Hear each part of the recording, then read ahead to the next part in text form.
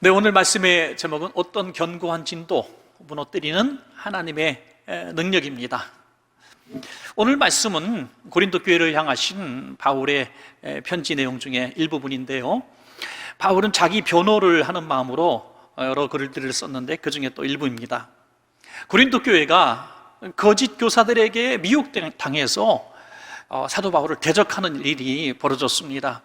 오늘 본문을 쭉 살펴보면 크게 세 가지로 바울을 대적하는데, 첫 번째는 바울의 사도권을 가지고 이야기합니다. 요즘 말로 말하면 당신 목사 안수 어디서 받았어? 당신은 가짜 목사야, 이렇게 얘기하는 거죠. 사실 사도라는 것은 예수님의 제자들 외에 붙이기가 어려운 이름이 아니겠습니까? 그런데 바울이 예수님의 제자가 아닌데 사도라고 하니 이제 거짓 사도다, 가짜 목사다, 이렇게 얘기하는 것입니다. 그리고 또 하나는 바울이 우유부단한 지도자라고 하는 것이죠. 지도자의 그 권위에 도전하고 있습니다. 사도 바울이 어떤 교회 내의 분쟁과 또 어떤 상황들, 이를테면은 우상에게 바쳐진 제물을 먹어도 되느냐 말아야 되느냐, 이런 사소한 일들에 대해서 어떤 사람은 강력하게 얘기하는데, 바울은 먹어도 되고 안 먹어도 되고 믿음대로 하고 이렇게 얘기하니까 또 유부단해 보이지 않습니까? 편지로 바울을 대할 때는 굉장히 단호하고 리더십이 있는 지도자처럼 보였는데, 실제로 만나보니까 나약한 지도자라는 거죠. 그리고 또 바울의 약점 하나를 들고 공격을 하는데, 참 유치하게도 바울의 외모를 가지고 얘기합니다. 편지로 당신을 대하고 당신의 유명세를 들었을 때에는 키도 크고 건장하고 굉장히 품위 있는 멋있는 지도자같이 생각을 했는데, 실제로 보니까 아주 외모가 별 볼 일 없었던 것 같습니다. 우리가 바울에 대해서 그린 그런 초상화라든지 그런 상상 그림들이 있는데, 사실 멋지게 영화배우처럼 그린 그림은 하나도 없을 겁니다. 바울은 늘 병약했고 또 이렇게 외모가 흠모할 만한 것들이 없었던 것 같습니다. 자, 이렇게 공격하는 고린도 교회 성도들에게 대해서 바울은 하나하나 변호를 하죠.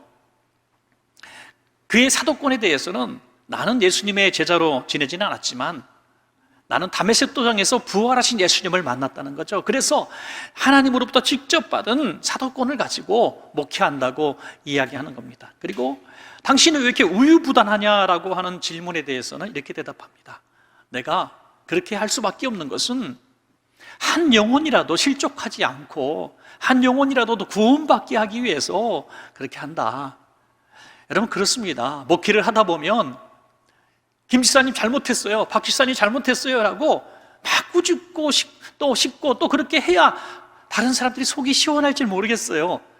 분명히 공개적으로 크게 잘못하는 사람에 대해서 교회를 막 출교를 시키고, 그래도 이게 교회가 참 권위가 있구나, 법대로 하는구나, 그렇게 볼 수는 있을지 모르겠지만, 한편으로 생각해보면 주님의 마음으로 우리가 바라본다면 다시 위로하고 권면하고 세워서 또 하나님의 사람으로 만들어가는 것이 더 귀하지 않겠습니까? 바울은 그 얘기한 거예요. 그리고 외모에 대해서 말할 때 단호하게 얘기합니다. 야, 어떻게 사람을 외모로 평가하느냐, 외모로 취하지 마라. 여러분, 이렇게 변호하고 또 권면하는 중에 오늘 우리가 함께 나눌 아주 귀한 진리의 말씀을 하고 있는 것입니다. 그것은 하나님의 사람들, 특별히 영적인 세계를 믿는 사람들은 육신의 눈으로 보고 판단하고 비난하고 결정하지 말고 영적인 눈으로 바라보고 영적인 문제를 해결하라는 거죠. 그래서 이 세상의 모든 문제가 사실 영적인 문제고 하나님의 능력으로 해결할 수 있다는 것을 말씀하고 있습니다. 사도 바울을 대적하는 고린도 교회 성도들은 다 육신적인 것들을 바라보지 않았습니까? 보여지고 느껴지고 생각하는 대로 말한 거예요. 그런데 사도 바울이 대답하기를 하나님의 세계, 영적인 세계는 하나님의 능력으로 살아가야 될 것을 말씀하고 있는 부분이 바로 오늘 이 부분인 것입니다. 여러분, 그렇습니다. 우리가 살아가는 세상에 수만 가지 이 견고한 진들이 있습니다. 이 견고한 진은 요새를 말하고 있는데요, 이 견고한 진들은 특별히 사단이 세운 견고한 진들입니다. 사단 마귀가 이 눈에 보이지 않지만은 우리 인생을 망하게 하고 넘어지게 하고 하나님을 대적하게 하기 위해서 곳곳에 거대한 요새들을 세워놨다는 거예요. 눈에 보여지기도 하고 안 보이는 세계 속에도 세워놨다는 겁니다. 그래서 그게 우리 마음 속에 세워진 견고한 마귀가 세운 진들이 있고요, 또 우리 성도님들과 저가 살아가는 이 세상 가운데서 마귀가 세우는 거대한 요새들, 장벽들이 존재하고 있다는 것입니다. 이것을 바라볼 때 고린도 교회 성도들처럼 육신의 눈으로 바라보면 이 문제는 해결할 수 없다는 거예요. 이 모든 세계를 영의 눈으로 바라보고 영적인 권세에 대항하라는 겁니다. 여러분, 게임을 혹시 좀 하십니까? 요즘에 청년들, 학생들 게임을 엄청 많이 하는데, 게임을 하다 보면 공격하는 무기들이 있지 않습니까? 그 무기들을 실제 돈을 주고 사고 팔고 한다고 들었는데요, 그 무기값이 몇백만 원, 몇천만 원짜리도 있다는 거예요. 믿어지십니까, 여러분? 그 무기는 게임 세계 속에서만 쓸 수 있는 무기고 갖고 나올 수 있는 무기도 아니고, 그런데 그것을 큰 돈을 주고 사고 무장을 한다. 그리고 세상에서 쓰는 실제의 물리력이 있는 무기들, 파괴력 있는 무기들을 아무리 강력한 무기가 있어도 게임 세계 속에서는 쓸 수 없습니다. 사랑하는 여러분, 이 영적인 세계 속에서 우리는 마귀와 싸우는 겁니다. 마귀와 싸울 때는 우리의 지식이나 권력이나 우리의 힘으로 싸우는 게 아니라, 우리의 의지로 싸우는 게 아니라, 영적인 세계는 영적인 권세로 싸워야 되기 때문에 성령님의 능력, 하나님의 능력으로 싸워야 마귀 권세를 이길 수 있을 줄로 믿으시기 바랍니다. 그러므로 우리 힘으로 싸우려고 하지 마십시오. 싸워서 이길 수도 없습니다. 그래서 오늘 본문을 함께 나누면서 저와 여러분의 마음속에, 심령 속에 있는 마귀가 세운 이 진이든지, 우리 삶 앞에 세운 마귀가 우리를 무너지게 하고 망하게 하려고 세운 진이든지, 오늘 이 시간부터는 내 힘과 내 능력과 내 의지가 아닌 하나님의 도우심을 받아 하나님의 능력으로, 기도의 능력으로 내가 다 무너뜨리리라 결심하는 우리 성도님들 다 되시기를 간절히 부탁드립니다. 자, 첫 번째, 두 가지 중에 첫 번째는 내 마음속에 있는 견고한 진들이 있다는 것입니다. 오늘 고린도후서 10장 3절부터 우리 5절까지 말씀을 보시겠습니다. 우리가 육신으로 행하나 육신에 따라 싸우지 아니하노니, 그렇죠? 육신으로 행하지만 육신에 따라 싸우지 아니하노니 우리의 싸우는 무기는 육신에 속한 것이 아니요 오직 어떠한 견고한 진도 무너뜨리는 하나님의 능력이라. 여기 잘 한번 들어보십시오. 모든 이론을 무너뜨리며 또 하나님을 아는 것을 대적하여 높아신 것을 다 무너뜨리고 또 모든 생각을 사로잡아 그리스도에게 복종하게 하니. 모든 이론, 하나님을 대적해서 높아진 것들, 모든 생각. 여러분, 그렇습니다. 하나님을 모르는 세계 속에 살아가는 사람, 모든 생각, 모든 이론, 모든 사상, 모든 철학을 가지고는 하나님을 알 수가 없습니다. 아니, 오히려 하나님을 모르는 세계 속에서 알게 된 이 모든 것들은 하나님을 알게 하는 그 길에 견고한 장애물이 된다는 것입니다. 한마디로 하나님을 찾지 못하게 하는 거대한 요새는, 마귀가 세운 요새는 우리의 생각과 사상이라고 하는 이 불신앙이라고 하는 불신앙. 많은 사람들이 얘기하죠. 아니, 과학 문명 시대에 어떻게 하나님을, 신을 믿느냐? 아니, 코로나 시대에 좀 그냥 예배 좀 안 드리면 어떠냐? 너무나 쉽게 얘기합니다. 그러나 그것은 육신의 세계, 사상과 철학 속에 사는 과학 시대를 침봉하는 사람들의 세계 속에서는 당연한 거예요. 그들의 눈에는 육신의 것만 보여지기 때문이죠. 그들을 향해서 사도 바울이 강력하게 대항하면서, 야, 너희들이 하나님을 못 만나서 그래, 너희들이 유치해서 그래, 너희들은 영의 수준을 몰라, 이렇게 비판하고 책망한 것이 아니라 온유함으로, 관용으로 대했다는 거예요. 어떻게 그럴 수가 있을까요? 여러분, 여기서 굉장히 중요한 부분을 말씀드리고 싶습니다.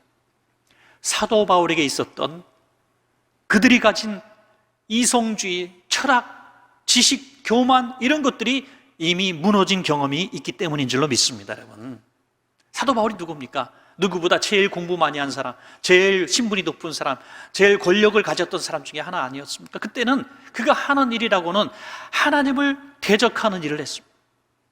세상의 지식과 권력과 상식을 잔뜩 가지고 그가 행하는 일은 하나님을 대적하는, 다시 말해서 불신앙적인 삶을 살았다는 것입니다. 사도 바울은 그런 사람들을 대해서 온유한 마음으로, 관용으로 대했습니다. 나도 그런 사람 중에 하나였다는 거예요. 우리는 흔하게 간증을 들을 수 있습니다. 지성이라고 하는 사람들 중에 이어령 선생님 같은 분도, 또 그 이외에 많은 과학자들도 많이 우리는 그런 얘기를 듣습니다. 하나님을 몰랐을 때에 자기가 배운 지식이 최고인 줄 알고 또 굉장한 이성과 철학의 사상가라고 생각을 했는데, 그건 모든 것들이 무너지는 어느 날이 있었다는 거예요. 어느 날 다 그 모든 견고한 진들이 우르르르 무너지면서 하나님 앞에 두 손 들고 나오는 그 모습들을 우리는 보지 않습니까? 사도 바울이 그렇게 무너졌고, 또 사도 바울을 공격하던 그런 사람들도 무너졌습니다. 여러분, 우리 마음속에 하나님을 향한 불신앙적인 요소들이 가끔씩 생겨날 때가 있습니다. 하나님이 계시면 이런 일이 있을 수 없어. 내가 공부한 바에 의하면, 내가 생각한 바, 내가 경험한 바에 의하면 하나님은 안 계신 게 맞는 것 같아. 기도한다고 문제가 해결돼? 혹시라도 우리와 우리 아는 사람들, 성도님들의 가슴 속에 그런 불신앙적인 요소들이 하나하나 생긴다면 분명히 깨달으십시오. 그것은 내가 스스로 생각한 것이 아니라 마귀가 하나님을 믿지 못하게 만들기 위해서 세우는 거대한 진이라고 하는 사실을요, 그것들을 우리가 이길 수 없어요.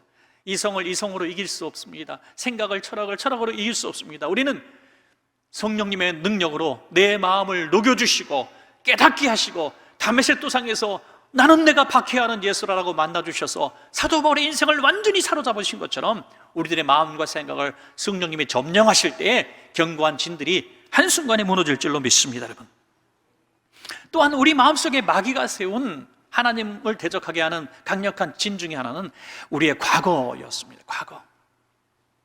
마귀는 늘 과거 가지고 얘기합니다.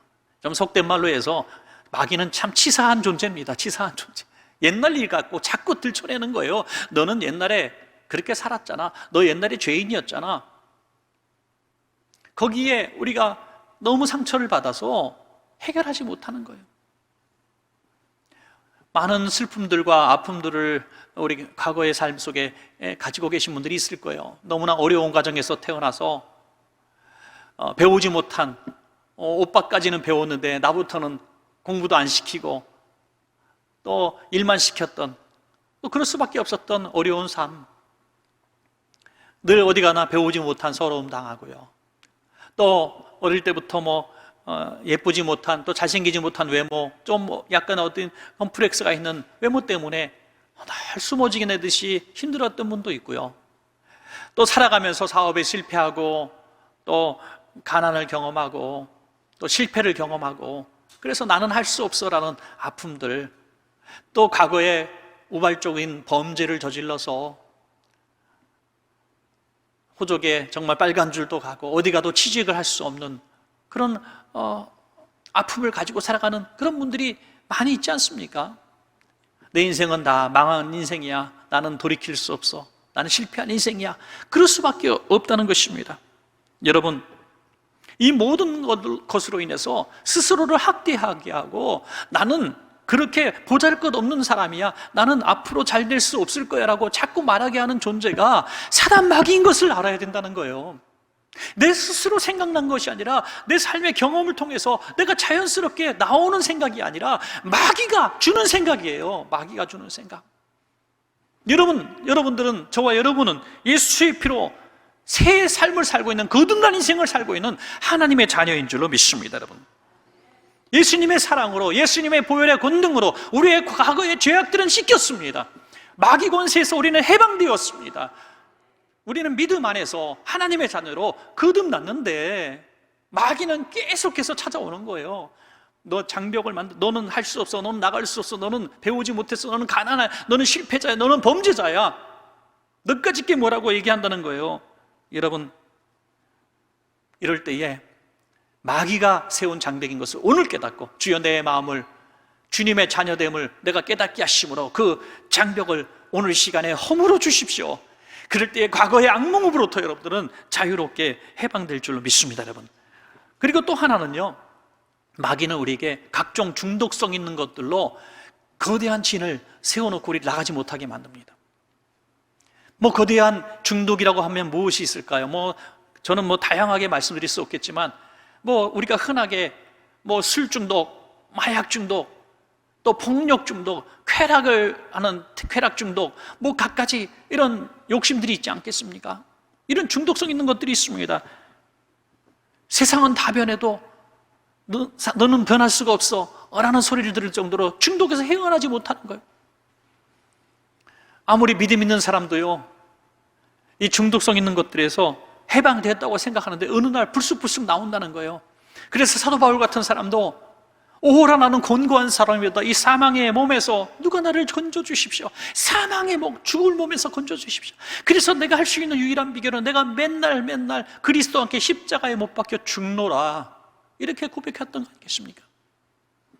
믿음의 사람인데도 불구하고 자꾸 중독성 있는 것들에게 얻눌리고 지고 실패하는 경험들을 여러분 하지 않습니까?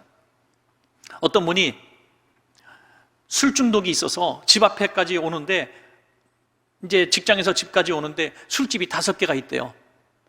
평소에는 5개 술집을 다 들러서 술을 먹고 왔는데, 술을 내가 끊어야 되겠다 결심하고 막 혈서까지 쓰고 드디어 4번째까지 건너왔다가 5번째에 먹었다고 자랑스럽게 얘기합니다. 우리가 볼 때는 똑같은 거예요. 5군데서 다 먹든지 마지막 집에서 5군데서 먹을 양 이상의 술을 먹는데 무슨 차이가 있습니까? 세상의 의지와 결심은 안 된다는 거예요. 내가 또 한 번 도박하면 나 인간도 아니다, 내 진짜 손가락에 자해도 하고 막 그냥 별의별 술을 샀어도 어느 순간 또 도박하고 있는 거예요. 여러분, 왜 그렇게 질 수밖에 없는지 아십니까? 보이지 않는 영적 전쟁을 보이는 내 의지와 힘으로 하려고 하기 때문에 안 되는 거예요. 오늘 이 시간에 분명히 우리는 이렇게 결심하십시다.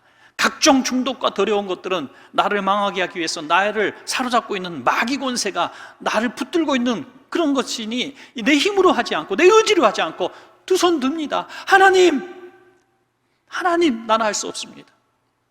내 머리끝부터 발끝까지 성령님께서 사로잡아 주셔서 하나님께서 나를 지켜주시고 나를 인도하시사 이길 수 있게 하여 주시옵소서. 그렇게 고백할 때에 그렇게 끔찍했던, 이길 수 없었던 각종 중독성 있는 것에서부터 우리는 해방되게 될 줄로 믿습니다. 여러분, 고린도서 10장 8절에 주께서 주신 권세는 너희를 파하려고 하신 것이 아니요 세우려고 하신 것이니 내가 이에 대하여 지나치게 자랑하여도 부끄럽지 아니하리라. 하나님이 주신 이 모든 권세는 세우고 살리기 위해서 주신 것입니다. 마귀 충만, 악령 충만하면 망할 수밖에 없지만 성령 충만, 은혜 충만, 성령 충만하면 우리는 살아날 수가 있는 것입니다.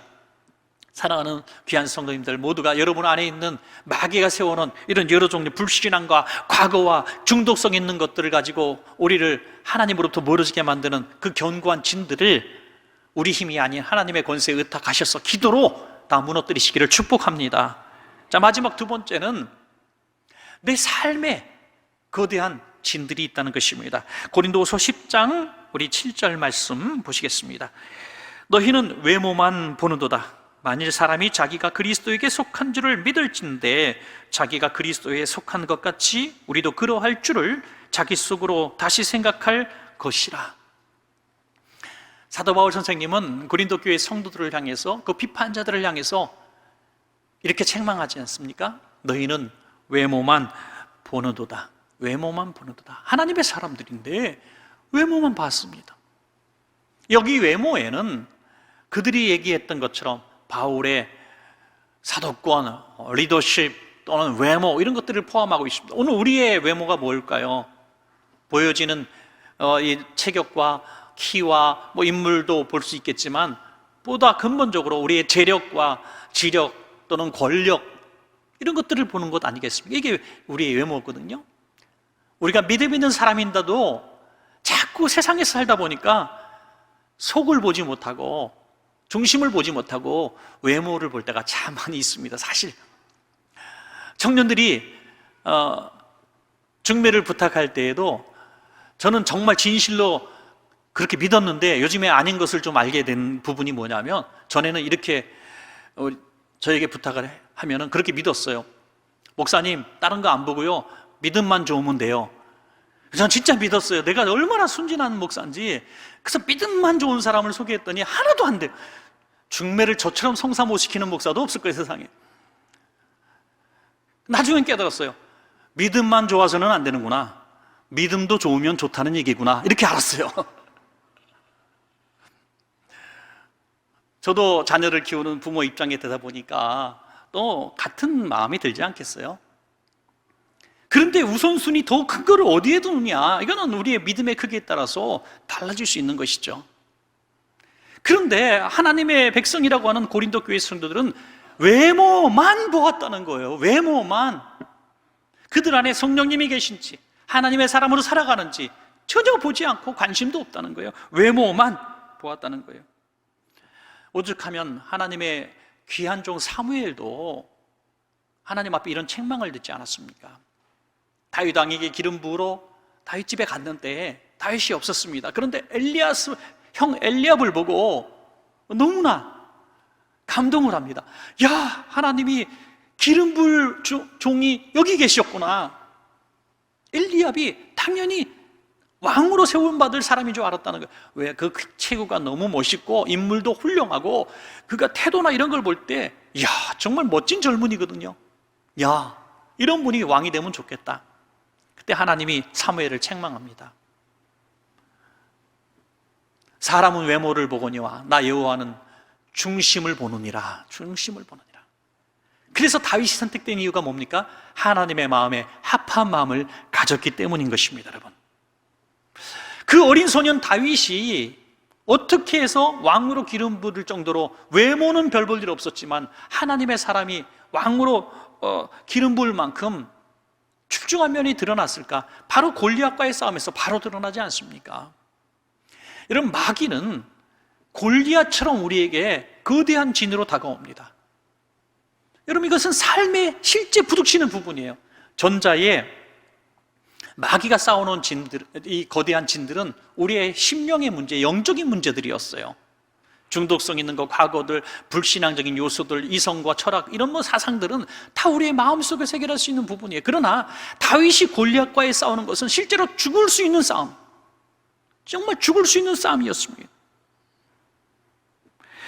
여러분, 한번 제가 문장을 만들어 봤는데 한번 따라해 주시면 좋겠습니다. 기도는 골방에서 하지만 믿음은 삶에서 보여줘야 합니다. 예, 그렇습니다. 기도는 골방에서 하지만 우리의 믿음은 삶으로 보여줘야 된다는 거예요. 오늘 이 다윗도 얼마나 믿음 있는 사람인지, 또 하나님이 왕으로 세울 만한 사람인지 알 턱이 없었는데 골리앗과의 싸움을 통해서 하나님이 이래서 다윗을 세웠구나 깨닫게 된다는 거예요. 코로나로 인해서 삶이 많이 힘들어졌습니다. 우리 식당이나 자영업 하시는 분들, 학원 하시는 분들, 또 조그만 어떤 거래처를 가지고 일하시는 분들, 정말 힘든 거 피부로 느껴집니다. 청년들이 취업을 할 수가 없습니다. 정말 직장 구하기 하늘의 별 따기고요. 아르바이트 구하는데도 경쟁들이 치열합니다. 교회들마다 너무나 어렵습니다. 특별히 좀 규모 있는 교회들은 그래도 잘 버티지만 작은 교회들, 특별히 선교지에서 후원금 받아서 선교를 하고 있는 그런 선교사님들은 정말 살기조차 힘든 시대를 우리가 당하고 있습니다. 이러한 때에 우리는 정말 이 야전에서, 치열한 전쟁터에서 우리의 믿음을 보여줘야 할 때가 온 것을 믿으시기 바랍니다. 바로 이러한 때 우리의 믿음이 드러나야죠. 그래서 많은 교회들이 더 열심히 선교하고 더 열심히 전도하는 겁니다. 가게가 안 되고 힘들다고, 코로나 때문에 다 망했다고 아니라 이럴 때일수록 더 기도하고 더 노력하고 새로운 음식도 만들고 더 막 노력하고 몸부림치는 거예요. 왜? 당연히 안 되고 그렇게도 안 되고 하는 거 알지만, 상식이지만 우리는 골리앗 같은 세상에서 다윗으로는 이길 수 없는 골리앗 같은 그 대적을 우리는 믿음으로 한번 도전해 보기를 원하는 것입니다. 여러분, 다윗이 골리앗 앞에 섰을 때 오금이 절었을 거예요. 골리앗이 키가 3m 얼마나 큽니까? 골리앗이 입은 갑옷이요, 제 몸무게예요. 제 몸무게가 궁금하신 분은 골리앗의 갑옷의 무게를 인터넷 쳐보시면 돼요. 별로 중요한 것도 아니지만 제 몸무게예요. 골리앗이 든 창이 얼마나 큰지요. 그 창의 끝에 창날, 금속성 창날만 무게가 7kg라 그래요. 그걸 제 몸무게 갑옷을 입고 이 나뭇가지, 작대기까지 포함하면은 뭐 한 20-30kg 될 그 무게의 창을 휘두르고 칼까지 차고, 여러분 상상이나 갑니까? 얼마나 큰 장수입니까? 그 앞에 서 있는 다윗은 갑옷을 입을 수 있는 체구도 못 돼요. 그가 든 무기는 날카로운 칼도 아니고 창도 아니고 새총 같은 거 하나 들고 나갑니다. 막대기 들고 나가는 것처럼 보였습니다. 여러분, 그의 형제들도 야, 너 전쟁터를 구경하러 왔냐? 너까지 게 뭐라고 골리앗 앞에 나가냐? 죽으려고 환장했구나. 별소리도 하면서 못 나가게 만들었습니다. 우리 인생 앞에 있는 거대한 진들, 골리앗 같은 진들이 있을 때 우리는 어쩔 시렵니까, 여러분? 나는 다윗 같아. 나는 질 수밖에 없어요. 나는 백전백패할 수밖에 없어요. 모두가 물러날 때에 오직 다윗 한 사람이 나갔습니다. 다윗 한 사람이 나가서 승리할 수 있던 이 비결이 뭐냐? 사무엘상 17장 45절에 있습니다. 너는 칼과 창과 단창으로 내게 나오거니와 나는 만군의 여호와의 이름, 곧 내가 모욕하는 이스라엘 군대의 하나님의 이름으로 내게 나아가노라. 할렐루야. 여러분 담대하십시오. 담대하십시오. 세상 권세, 권력, 재력, 능력, 거대한 산을 만들어 놓고 우리를 꼼짝 못하게 하고 우리를 새들을 모이로 주겠다고, 짐승들의 밥으로 주겠다고 엄포를 놓고 있는 그 대적, 그 권세를 향해서 우리 담대하게 얘기합니다. 이건 가상세계가 아니에요. 우리가 마음의 세계가 아니라는 거예요. 실제로 우리를 망하게 하고 우리를 죽일 수도 있는 그런 상황 가운데 놓인 사람을 말하고 있습니다. 이런 상황 가운데서도 흔들리지 마십시오. 여호와 하나님의 이름으로 나아갈 때에 우리는 그 대적을 물리치고 견고한 진들이 무너져들 날이 반드시 올 줄로 믿습니다, 여러분. 오늘은 일제 36년 통치를 마감하고 해방된 지 76주년 되는 날이죠. 우리 장로님도 기도를 잘 해주셨습니다만은 사실 우리 힘으로 얻을 수 있는 힘이 없었습니다. 마치 유다 백성들이 바벨론 포로로 갔을 때 그들의 자력으로는 도저히 해방될 수 없었던 것처럼, 그런 하나님께서 세계를 움직이시고 바사제국을 사용하신 것처럼 하나님은 전 세계 열강들을 다 움직이시는 하나님이시고 우리를 하나님의 은혜로 해방을 얻게 하시지 않았습니까? 지금까지 또 6.25 동단을 겪고 우리가 정말 우리 힘으로, 우리 민족의 자력으로는 안 되는 많은 일들을, 하나님의 여러 가지 도움과 기적 같은 일들을 하나님 순간순간 주셔서 순교자들의 피를 허락하여 주셔서 오늘 있게 하시고, 또 나라를 위해서 우리 일제시대나 또 우리 6.25 전쟁통이나 정말 나라와 민족을 위해서 자기 한 몸을 그냥 초계같이 버린 수많은 우리 나라를 사랑하는 백성들이 있었기 때문에 오늘 이 나라가 이 자리에 존재하고 있는 것입니다. 얼마나 감사한 일이죠. 그들은 자기가 살 수 있는 미래의 세상을 꿈꾸는 것으로 끝났어요. 희생하고 죽었습니다. 순교당했습니다. 그 열매를 우리가 먹고 있는 것이죠. 일제 통치하에서 참 많은 기독교인들이 죽임을 당하고 고문을 당하고 학대를 당했습니다. 최근에 김현곤 목사님이라는 분이 한국교회 순교자 열전을 펴내셨는데요, 이 책에 보면 잘 알려지지 않은 우리 순교당하신 순교자 55명과 집단적으로 학살당한 순교 집단 학살지 17곳을 찾아냈어요. 이렇게 점점 많이 나올 거예요. 발굴하면 얼마나 신앙 하나 지키기 위해서, 나라 지키기 위해서 그렇게 고통을 당했는지 몰라요. 그들 중에 한 사람인 이우석 목사님이란 분 있는데요, 잘 알려지지 않았잖아요. 12살 때 선교사님을 통해서 복음을 받아들인 분입니다. 이제 숭실학교를 졸업하시고 지금의 전라도 지역 고창, 전주, 또 남원 등지를 돌면서 목회하신 목사님이십니다. 그런데 이제 신사참배를 강요할 때에 이분은 신사참배를 거부합니다. 강단에서 신사참배는 우상숭배고 일본은 곧 망할 것이다라고 담대하게 선포했습니다. 여러분, 가만히 뒀겠습니까? 얼마나 많은 고문을 당했는지요. 그 고문이 얼마나 잔혹하고 끔찍했는지 목사님이 고문받다가 스스로 목숨을 끊으려고 시도를 합니다. 얼마나 고문이 심했으면 감옥에서 자살을 하려고 하겠어요, 여러분. 그러니까 이제 그렇게 해서 크게 다치니까 감옥에서도 일본 순사들도 이제 풀어줍니다. 풀어줘서 이제 좀 몸이 회복되면 살만한가, 안 그러겠지라고 했는데 또 강단에 올라가서 일본은 망할 겁니다, 두려워하지 마십시오, 신사참배 죄악입니다 막 외치는 거예요. 또 끌려갔어요. 또 고문을 당합니다. 그렇게 수차례 반복하다가 병으로도 결국 하나님 나라로 가게 되는데요, 마지막 죽는 순간에 자기 주변에 모인 사람들에게 믿음을 지키라 라는 마지막 한마디 놓고 주님 품에 안겼다고 하는데, 해방을 불과 2년 몇 개월 남겨두고 자유대안을 보지 못하고 그렇게 돌아가셨습니다. 여러분, 거대한 일제라고 하는, 권력이라고 하는 그 거대한 산도 이 목사님을 이길 수 없었습니다. 결국 믿음이 이긴 겁니다.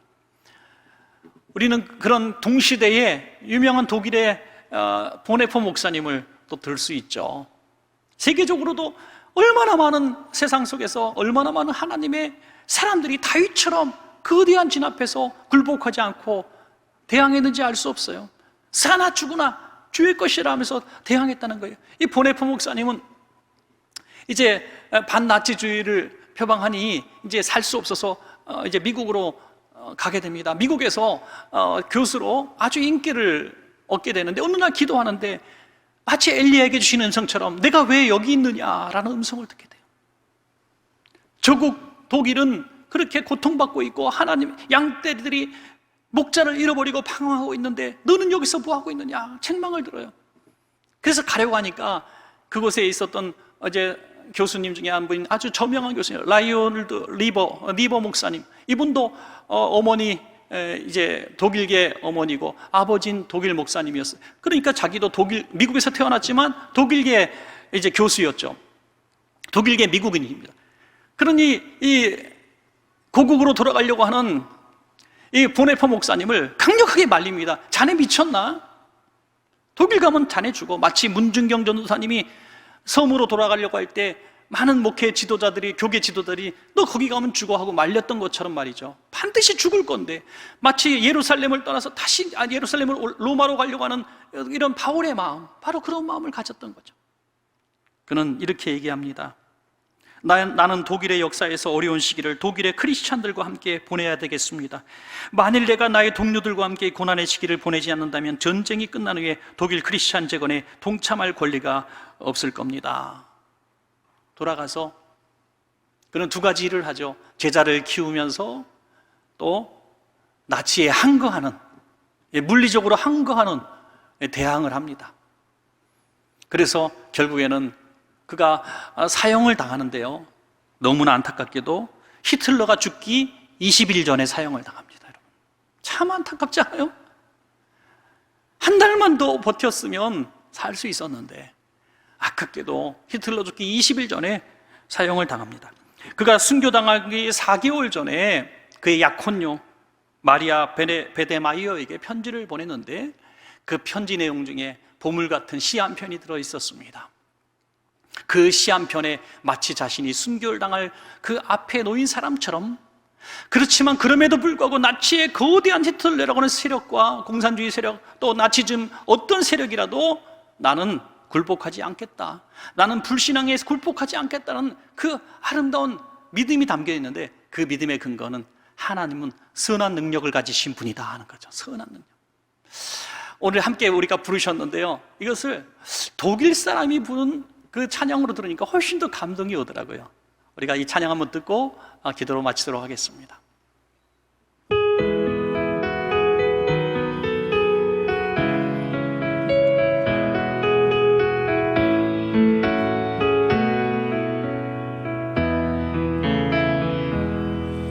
Von guten Mächten treu und still umgeben, behütet und getröstet wunderbar. So will ich diese Tage mit euch leben und mit euch gehen in ein neues Jahr. Von guten Mächten wunderbar geborgen, erwarten wir getrost, was kommen mag. Gott ist mit uns am Abend und am Morgen und ganz gewiss an jedem neuen Tag. Noch will das Alte unsere Herzen quälen, noch drückt uns böser Tage schwere Last. Ach Herr, gib unseren aufgescheuchten Seelen das Heil, für das du uns bereitet hast. Von guten Mächten wunderbar geborgen, erwarten wir getrost, was kommen mag. Gott ist mit uns am Abend und am Morgen und ganz gewiss an jedem neuen Tag. Lass warm und still die Kerzen heute flammen, die du in unsere Dunkelheit gebracht. Für wenn es sein kann, wieder uns zusammen. Wir wissen es, dein Licht scheint in der Nacht. Von guten Mächten wunderbar geborgen, erwarten wir getrost, was kommen mag. Gott ist mit uns am Abend und am Morgen und ganz gewiss an jedem neuen Tag. 아멘. 옛날이나 지금이나 이 원리는 변함없습니다. 사단 마귀는 우리의 심령이나 우리의 삶의 길에 전 세계를 삼킬 것 같은 거대한 진들을 세워놓고 우리를 압박하지만 결국에는 믿음이 이깁니다. 결국에는 믿음이 이깁니다. 왜? 하나님은 선한 능력의 하나님이시기 때문입니다. 마귀는 우리를 망하게 하고 죽이는 것밖에 알 수 없지만 하나님은 우리를 살리고 승리하게 하십니다. 그러므로 하나님 편에 서셔서 하나님의 선한 능력으로 모든 견고한 진을 무너뜨리시는 여러분 되시기를 축원합니다.